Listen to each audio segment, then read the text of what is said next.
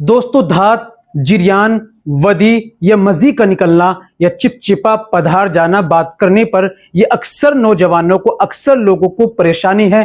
केवल एक माजून से इंशाल्लाह सब ठीक हो जाएगा। क्या आपको भी फोन पर बात करने से चिपचिपा पधार जाता है, या पेशाब करने से पहले या बाद में चिपचिपा पधार जाता है, या व्हाइट कलर में मनी खारिज हो रही है? आपको धात की समस्या है, मजी की समस्या है, या वदी की समस्या है, या आपको दोस्तों आपकी मनी बिल्कुल पानी की तरह पतली हो गई है? तो दोस्तों आपको लेना है ये माजून अंजदान खास रैक्स कंपनी का 125 ग्राम का एक डब्बा आता है। तो दोस्तों इस्तेमाल की बात करें, इसके अंदर एक छोटा सा चम्मच निकलता है।